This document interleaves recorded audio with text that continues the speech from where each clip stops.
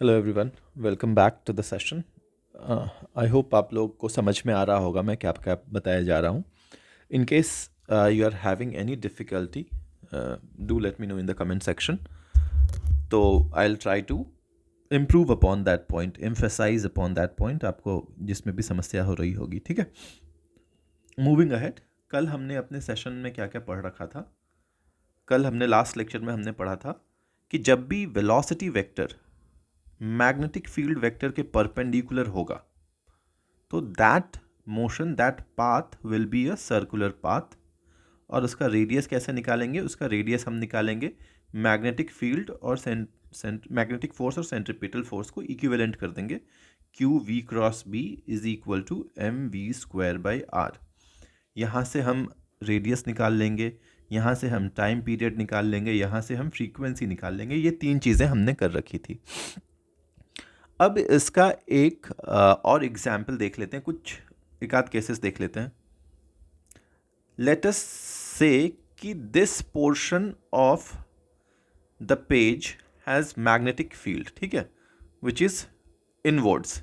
ठीक है, इसी चीज़ को मैं ऐसे रिप्रेजेंट कर रहा हूँ। दिस इज़ माई कहानी। मतलब right side of this partition has magnetic field which is inwards, left side does not has any magnetic field. Left side में कोई मैग्नेटिक फील्ड है ही नहीं, राइट साइड में मैग्नेटिक फील्ड है। अब कोई एक इलेक्ट्रॉन इस तरह से v वेलोसिटी से आ रहा है, चार्ज q मास m का। तो यहाँ पे जैसे ही वो इस तरफ एंटर करेगा, इस पे एक फोर्स लगेगा इधर पे। क्यों लगेगा इधर को फोर्स? क्योंकि इसका वेलोसिटी वेक्टर इधर है और बी वेक्टर इस तरफ है, विच फॉर्म्स 90 डिग्री एंगल। तो फोर्स इधर होगा, magnetic force, and this will form a semi circular path. एक सर्कुलर पाथ होगा जो सेमी सर्कुलर होगा और इस तरह से वी वेलोसिटी से ही ये वापस निकल जाएगा। तो इसका टाइम पीरियड जो होगा वो एग्जैक्टली हाफ हो जाएगा अगर ये कंप्लीट सर्कल फॉलो कर रहा होता तो उसका। आई होप ये सारी चीज़ें मैंने आपको बता रखी हैं। लास्ट लेक्चर में मैंने बताया था टाइम पीरियड क्या होगा, 2πm/qv। तो इसका हो जाएगा 1/2 2πm/qb या πm/qb। ठीक है, अब हम लोग आते हैं, अभी तक हम लोगों ने पढ़ रखा था कि वेलोसिटी वेक्टर और बी वेक्टर परपेंडिकुलर हैं आपस में। अब I am taking an example, very important example, case 4। आपके एग्जाम एनसीईआरटी में भी ये गिवन है, wherein velocity vector and magnetic field vector are not perpendicular to each other. I am taking an example. देखना, this is my b vector, right hand side को जा रहा है b वेक्टर, और एक वेलोसिटी वेक्टर ले रहा हूं इस तरह का। एक वेलोसिटी वेक्टर है ऐसा v वेक्टर, ठीक है, यहां पे चार्ज q मास m। ठीक है, दिस इज माय ऑब्जेक्ट। अब चूंकि ये इससे थीटा एंगल बना रहा है, ये क्वेश्चन में गिवन है, this forms an angle theta with b, यानी v makes angle theta with b। इसको लिखने का तरीका है, मैं ऐसे लिख रहा हूं। Now this velocity has two components, just keep on looking here. One will be v cos theta, अरे ये एंगल थीटा तो ये एंगल भी तो theta, and this will be how much? This will be v sin theta. v cos theta क्या इसको circular path में move करवाएगा? नहीं, v cos थीटा इसको लीनियर पाथ में मूव कराएगा, linear path due to v cos theta. I hope we are good till here. और yellow colour change कर लेता हूं थोड़ा, कोई और कलर लेता हूं ताकि आपको, and v sin theta will give it a circular path, circular path due to v sin theta. क्यों? क्योंकि v sin थीटा जो है परपेंडिकुलर है b के। तो अब इस चार्ज q मास m वाले इंसान के पास दो पाथ हैं, circular path plus linear path, and this will form what? Helical path. This is only called helical path. मतलब इसका पाथ अगर देखो तो यहां सर्कल में तो घूम रहा होगा, बट ये सर्कल आगे भी तो बढ़ रहा होगा। So this will be something like this. This is called helical path. ठीक है, आप समझ रहे हो बात। सर्कल में जो घूम रहा होगा किसकी वजह से, v साइन थीटा की वजह से। आगे जो बढ़ रहा होगा, लीनियर मोशन हो रहा होगा, वो किसकी वजह से, v cos theta into time के साथ t। ठीक है, तो let us try and find radius of the circle. तो रेडियस ऑफ द सर्कल हमने पढ़ रखा था mv/qb। यहाँ पे कौन सी वेलोसिटी है जो इसको सर्कल में मूव करवा रही है, यहाँ पे जो v हो जाएगी, replace v with v sine theta. तो यहाँ का जो रेडियस हो जाएगा that will B m v sine theta by qb। I hope I am making sense till here. तो रेडियस ऑफ द सर्कल, जिस सर्कल में ये घूमेगा उस सर्कल की रेडियस क्या हो जाएगी, r। ये r किसकी वजह से है, v की वजह से है, नहीं।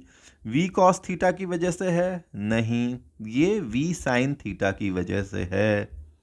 तो इसलिए जो वेलोसिटी था r के फॉर्मूला में वो चेंज होके v साइन थीटा हो जाएगा। टाइम पीरियड कितना रहेगा, time period will be 2 pi m/qb। Interestingly time period में वेलोसिटी का कोई भी कंपोनेंट है ही नहीं। Remember this. Does time period has a component of velocity? No, it does not have a component of velocity. So time period independent रहेगा velocity से। इसका क्या मतलब हुआ दोस्त, इसका मतलब हुआ कि अगर अगर अगर अगर इस तरह का मेरा मैग्नेटिक फील्ड है, यहाँ पे एक चार्ज है जो इस डायरेक्शन में v वेलोसिटी से जा रहा है, और दूसरा चार्ज है q2 जो कि इस डायरेक्शन में v वेलोसिटी से जा रहा है, या v डैश से भी जा रहा है फॉर दैट मैटर, अलग अलग वेलोसिटी से भी जा रहा है, तो भी चार्ज, अगर चार्ज और मास सेम है, q और q and m are same, b is also same, so time period will be same. अब मैं कह रहा हूं एक टाइम पीरियड में ये चार्ज जितना x साइड में डिस्टेंस ट्रैवल करेगा वो कितना हो जाएगा, vx into time period t। vx कितना है, v cos theta into time period t। Time period t को मैं लिखता हूं v cos theta into 2 pi m/qb। और इसी चीज को किताब ने नाम दे रखा है पिच। पिच का क्या मतलब हुआ, पिच का ये मतलब हुआ कि एक सर्कल में ये कितना आगे बढ़ रहा है, x distance. This is called pitch.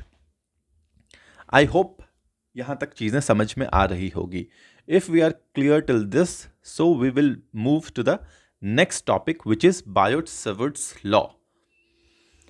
अभी तक हम लोगों ने क्या पढ़ा, अभी तक हम लोगों ने पढ़ा कि there exist a magnetic field and in this magnetic field there comes a moving charge. उस मूविंग चार्ज का इंटरैक्शन इस मैग्नेटिक फील्ड में, एग्जिस्टिंग मैग्नेटिक फील्ड में कैसा होगा, और उसकी वजह से कौन कौन से डिफरेंट पाथ्स ऑब्जर्व किए जाएंगे। अब my concern is how is this magnetic field getting created. This is what I am about to study. कि ये जो पहले से हम मान के चल रहे थे कि magnetic field was there, now I am more concern about how is this magnetic field even getting created. This is what I am about to study. So the next topic what we are going to study is Biot-Savart's law. Since this is a law, it does not have a derivation. So what is this Biot-Savart's law say? It says that magnetic field created, कौन create कर सकता है magnetic field? Static charge? No, moving charge. Magnetic field created by any moving charge can be written as or calculated as. So let me say कि एक current carrying wire है, I current carry कर रहा है ये wire at any distance r, इस point P पे मुझे मैग्नेटिक फील्ड बतानी है. आई एम अज्यूमिंग कि ये dB मैग्नेटिक फील्ड होगी. So dB can be written as mu naught by 4 pi, और एक dl वेक्टर ले लिया इस डायरेक्शन में, I dl cross r by r cube. This is Biot-Savart's law. Remember this. Mu naught by 4 pi I dl cross r by r cube, where mu naught is equal to permeability of free space. इसकी वैल्यू होती है, let me see, I don't remember the value, क्योंकि मेरा board exam तो है नहीं, exam तो आपका है, तो कुछ कुछ चीज़ें आपको याद रखनी पड़ेंगी. The value is 4 pi into 10⁻⁷. Yes. So mu not की वैल्यू होती है 4 पाई इंटू 10⁻⁻7 टेस्ला मीटर पर एम्पियर. तो म्यू नॉट बाई 4 पाई की वैल्यू कितनी हो जाएगी, जो सीधे सीधे आप इस फॉर्मूला में पुट कर दोगे, 10⁻⁷ टेस्ला मीटर पर एम्पियर. ठीक है. Instead of remembering mu naught का value, just remember mu naught by 4 pi का value, that is 10⁻⁷ tesla metre पर एम्पियर.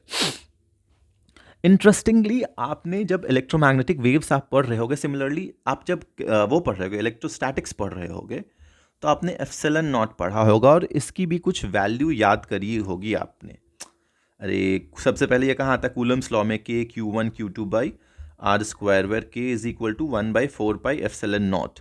तो आपने एप्सिलॉन नॉट पढ़ा होगा. नाउ रिमेंबर, आपने वैसे तो पढ़ रखा होगा इलेक्ट्रोमैग्नेटिक वेव में mu not into epsilon naught is equal to 1/c square, where c is speed of light. Just remember this. This formula is very important. आपको ये इस पे न्यूमेरिकल भी मिल सकते हैं अपने एग्जाम में. Mu naught into epsilon naught is equal to 1/c square. ठीक है. Moving ahead. तो अभी तक मैंने क्या बोला, बायोट-सावर्ट्स लॉ से थोड़ा डेविएट करके. बायोट-सावर्ट्स लॉ क्या कहता है, अगर एक करंट कैरिंग वायर है, मैंने एक DL एलिमेंट कंसिडर किया है, I करंट यहाँ से फ्लो कर रहा है, इस DL से R डिस्टेंस पे मैं गया, या इस पॉइंट P पे मुझे मैग्नेटिक फील्ड बतानी है dB की वैल्यू जो आएगी, that will be mu naught by 4 pi I dl cross R by R cube. ये होना है. अब यहाँ से आप डायरेक्शन निकाल लोगे I dl क्रॉस वेक्टर से. अब कोई कह रहा है कि चलो मैंने तुमको वायर ना दे के दोस्त, मैंने तुमको एक चार्ज दे दिया, Q charge, and this charge is moving with velocity V, और अब मूविंग चार्ज तो भाई है, तो it will create magnetic field. अभी तक हम वही पढ़ रहे थे कि moving charge create magnetic field, अभी तो आपने करंट बता दिया. तो ये देख लो ये क्या करता है, moving charge creates magnetic field. तो let me go to a distance R, इस पॉइंट P पे magnetic field will be dB. So dB will be given as again mu naught by 4 pi. अब यहाँ पे dB बोल के B बोलना ठीक होगा. क्यों? क्योंकि यहाँ पे तो एक ही चार्ज है which is creating magnetic field. So let me call it B. इसको भी dB ना बोलें, सीधा B बोल देते हैं. mu naught by 4 pi Q V cross R by R cube. Remember this also. यहीं से ये वाला चीज आया है, बट चूंकि एनसीईआरटी डील्स विद दिस, तो इसलिए मैंने आपको सीधे ये बताया है. बट हम शुरुआत से तो हम ये बात कर रहे हैं कि moving charge creates magnetic field, तो वो कैसे निकालेंगे, तो वो इस तरह से निकालेंगे, mu naught by 4 pi Q V cross R. अब क्या कर रहा हूं मैं, Q V क्रॉस R. ठीक है. Q को मैं लिख सकता हूं, I को मैं लिखता हूं dQ बाई dt. ठीक है. मुझको यहां पे I बनाना है और V को लिख देता हूं dl by dt, first differential. तो ये डिफरेंशियल यहां से हटा के यहां पे ले जाऊंगा तो कहानी हो जाएगी. I hope I am making sense here. Anyways, अब what I am more concerned about, कि इस चीज का एक एग्जाम्पल करते हैं कि कैसे, जो हमारे एनसीईआरटी में भी गिवन है, कि how to use this Biot-Savart's law का हम यूज करके किसी चीज से मैग्नेटिक फील्ड निकालते हैं. So the most important thing is magnetic field due to circular wire, और सर्कुलर आर्क में कहता हूं, आर्क एट सेंटर। पहले सेंटर पे मैं निकाल रहा हूं और वायर की वजह से नहीं, सर्कल, पूरा सर्कल की वजह से नहीं, एक आर्क की वजह से निकाल रहा हूं। तो मैंने एक ऐसा सर्कल ले लिया, पूरा का पूरा सर्कल लिया, हालांकि मैं, या आप कहोगे तो मैं इसको पूरा सर्कल नहीं कंसिडर करता हूं। एक आर्क मैंने लिया है, सर्कुलर आर्क है ये, यहाँ पे सेंटर है, और अगर ये कंप्लीट होता तो ये ऐसा होता, रिमेंबर दिस, ठीक है। अभी ऐसा है, अभी ये थीटा बना रहा है, ठीक है। इस पॉइंट सेंटर पे, ये सेंटर पॉइंट है, यहां पे मैग्नेटिक फील्ड बी निकालनी है, और ये करंट की डायरेक्शन है। तो सबसे पहले तो डायरेक्शन बी की डायरेक्शन निकालने के लिए मुझे करंट के डायरेक्शन में अपने फिंगर्स को कर्ल करना होगा, और जो मेरा थंब होगा that will give me the direction of B.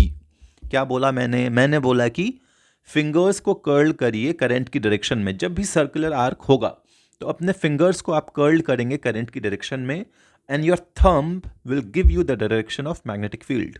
In this case, if I curl my finger in the direction of current, so my thumb goes downwards into the plane of paper, and the magnetic field is downwards.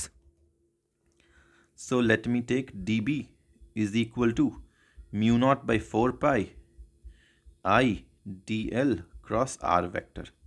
अब मैं इसी चीज़ को वापस से यहाँ draw कर रहा हूँ ताकि हम और आप इस बात को समझ पाएँ। ये I वेक्टर है, यहाँ पे सेंटर है, सॉरी आई वेक्टर नहीं होता है, आई करंट है। आई वेक्टर क्यों नहीं होता उसकी भी एक अलग कहानी है, हमारे टीचर ने हमको बताया था, but I will not go into that depth अभी।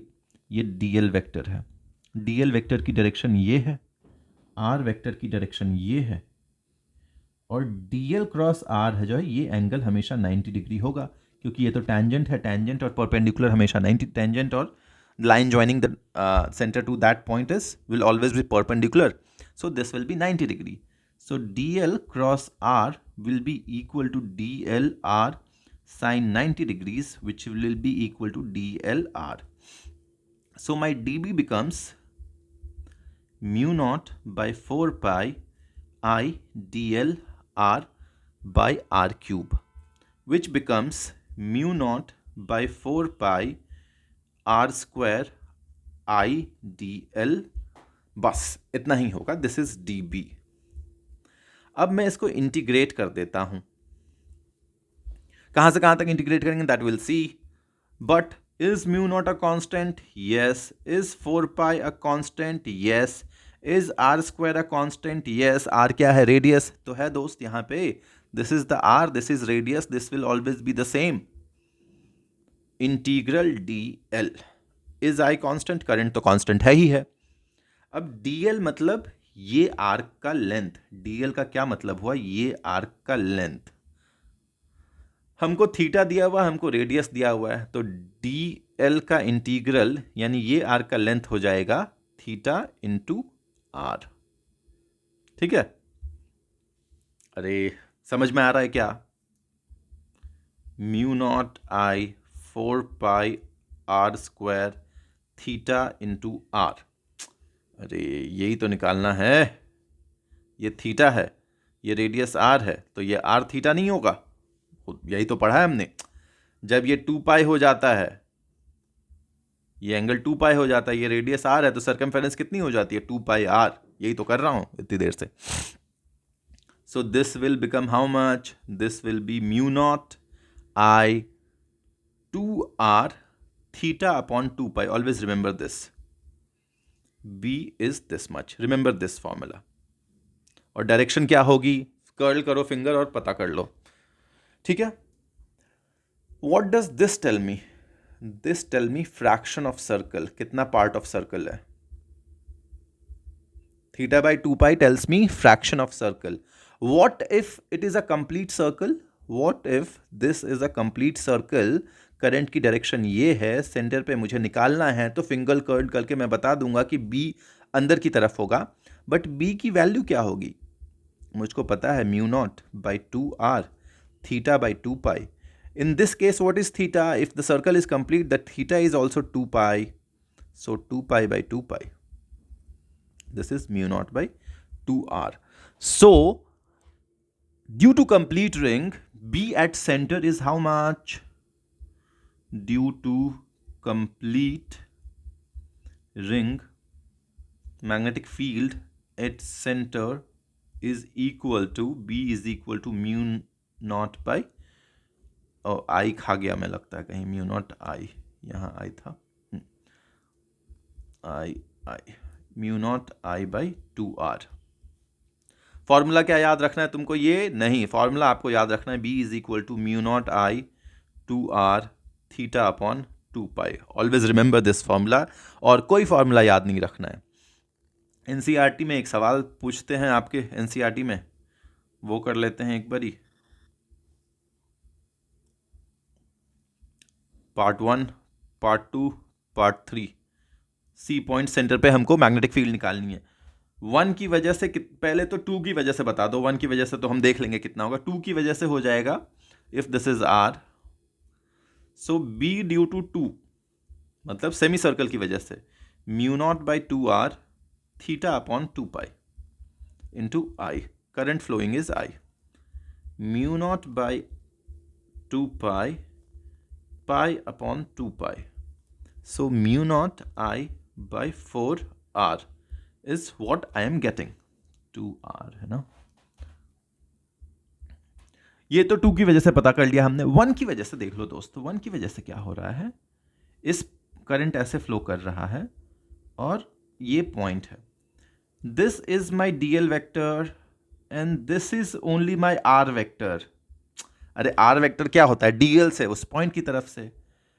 तो दोनों तो पैरेलल है, तो DL क्रॉस R जो हो जाएगा DL R sine theta. Parallel के केस में कितना? Sine 0, which becomes 0. ठीक है. सिमिलरली आप C वाले पॉइंट की तरफ से जाओ, थर्ड वाले की तरफ से, B ड्यू टू 3. अरे ये थर्ड वाला है, तो DL वेक्टर हो जाएगा ये वाला, उसकी डायरेक्शन हो गई ये, और R वेक्टर हो जाएगा ये वाला, उसकी डायरेक्शन हो गई ये. तो in this case theta is how much? 180 degree. So DL cross R becomes how much? Sine 180 degree, which becomes 0. I hope we are making sense till here. इसमें मजा आ रहा होगा. अब एक और चीज जो आपके एनसीईआरटी में गिवन है, magnetic field due to ring. Magnetic field due to ring on the axis. Circle ही है. अभी सर्कल के सेंटर पे निकाल रहे थे इस पॉइंट पे. अब मैं कह रहा हूं इस पॉइंट पे ना निकाल के इस पॉइंट पे निकाल दीजिए भैया. पॉइंट P पे निकाल दीजिए. करंट की डायरेक्शन ले लो.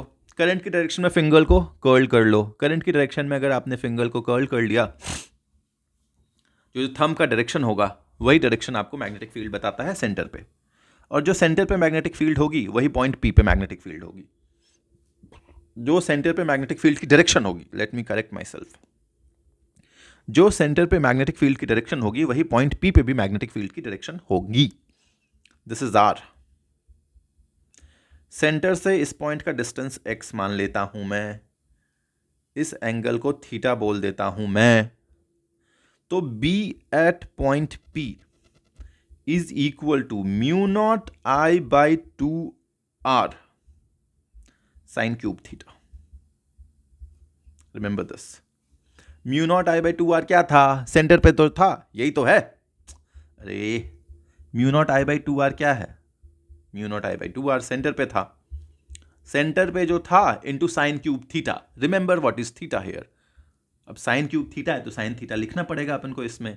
Some people have curly brown hair. So sine perpendicular upon hypotenuse. Perpendicular is r. Hypotenuse is how much?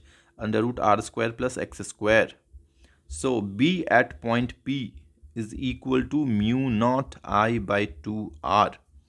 R cube upon r square plus x square 3 to the power 2. This will be the answer. Remember this. ठीक है. I hope we are good till here. अब इसमें आपसे कभी कभी कह देगा what if x is very small. If x is very small, तो वो सारे परमुटेशन कॉम्बिनेशन आप लगा लेना. अब ठीक है, we can still discuss one more thing which is Biot-Sivert's law. That is what I am more interested in discussing right now. The next topic is Biot-Sivert's, sorry, Ampere-Circuital theory. Biot-Sivert's law we already have discussed. Ampere-Circuital theory. Ampere-Circuital law. ठीक है, these all are very important from exam point of view, hence I am discussing it in detail.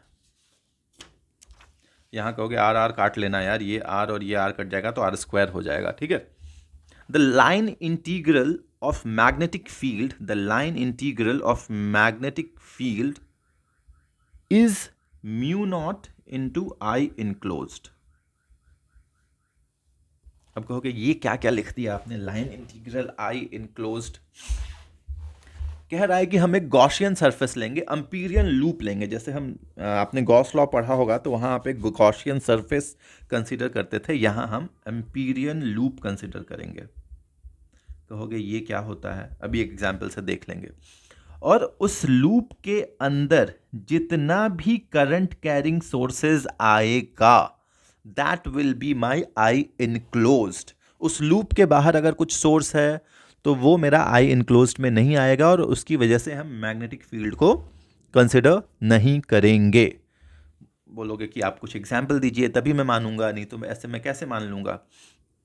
तो fair enough, ये एक current carrying wire है, इसकी वजह से magnetic field कैसे, वायर की डायरेक्शन में थंब को रखो, फिंगर को कर्ल कर लो, curl finger will give you magnetic field. तो this is the direction of magnetic field इसकी वजह से. ठीक है, am I making sense? If this is my I, so this will be the direction of B.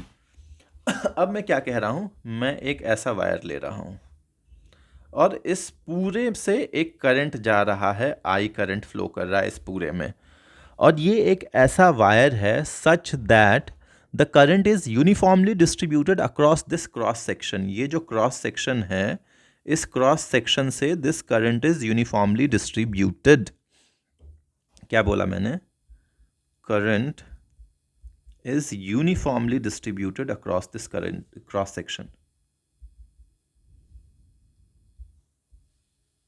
across the cross sectional area. जब भी cross section हो मतलब area की ही तो बात कर रहा है.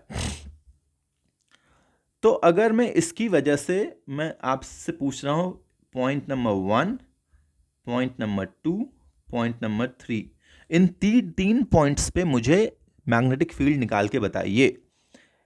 इस करंट कैरिंग वायर की वजह से 3 point, point number 1 which is inside the wire, point number 2 which is on the surface of the wire, and point number 3 which is outside the wire. And this has a radius of capital R. This wire has a radius of capital R. अब मैं कह रहा हूं मैं ampere circuital theory लगाऊंगा, ampere circuital law लगाऊंगा और इस कहानी को खत्म कर दूंगा. तो सबसे पहले मेरे लिए आसान है पॉइंट नंबर 3 को कंसिडर करना. सो this is my current carrying wire. Total current जो इससे पास हो रहा है दैट इज़ आई. यहाँ से आर डिस्टेंस पे गया जहाँ पे पॉइंट 3 था, और एक सर्कुलर मैंने अम्पीरियन सरफेस कंसिडर किया. कहोगे सर्कुलर क्यों कंसिडर कर रहे हो सर आप, क्योंकि मैं पढ़ा लिखा आदमी हूँ, मुझको पता है कि अगर आई मेरा थंब की डायरेक्शन में है तो बी की जो वैल्यू होगी इस पूरे सर्कल पे सेम होगी. आर रेडियस के सर्कल पे बी की वैल्यू मैग्नीट्यूड जो होगा वो सेम होगा. तो मैं सीधा सीधा लगा दूंगा integral B dot D L is equal to mu naught into I enclosed.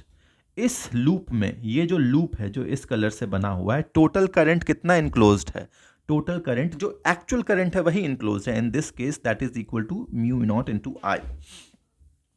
यहाँ पे बी की डायरेक्शन, ये डीएल की भी डायरेक्शन है, ये सेम डायरेक्शन, यानी B into 2 pi small r is equal to mu naught I. Therefore B is equal to mu naught I by 2 pi r. ये कहाँ पे है, this is outside, for outside point, this is for outside point at the surface. Now let us consider at the surface. At the surface again मैं एक imperial surface consider करता हूँ जो कि इस surface पे होगा और वो ऐसा कुछ होगा,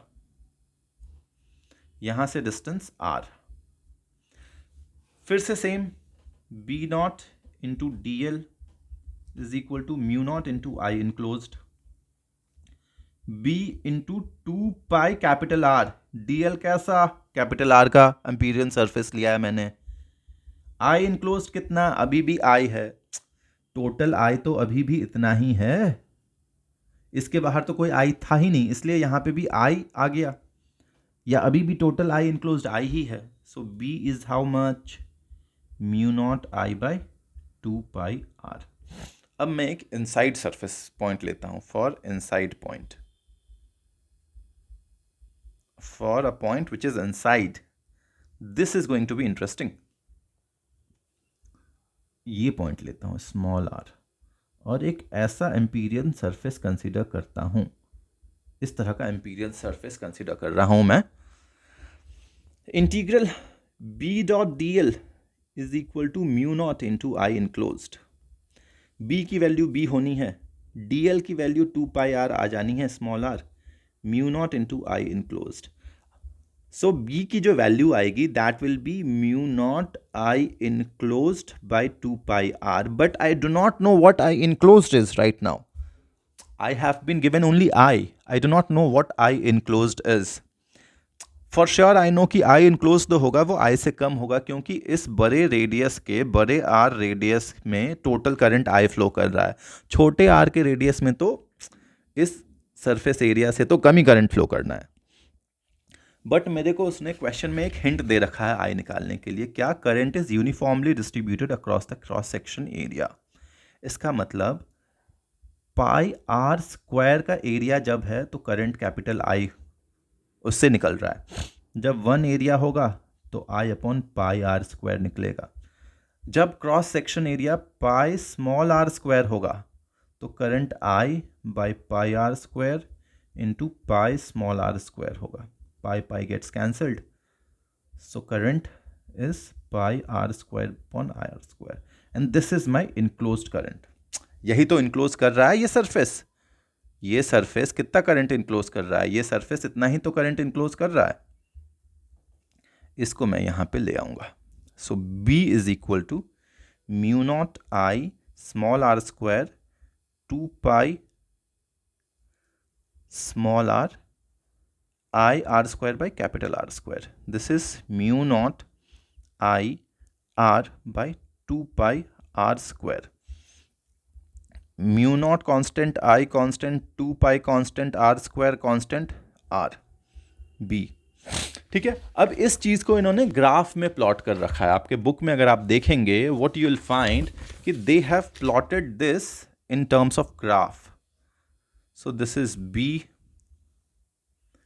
this is r, r is equal to radius, और it is outside the wire. For this point, it goes linearly. B is proportional to R.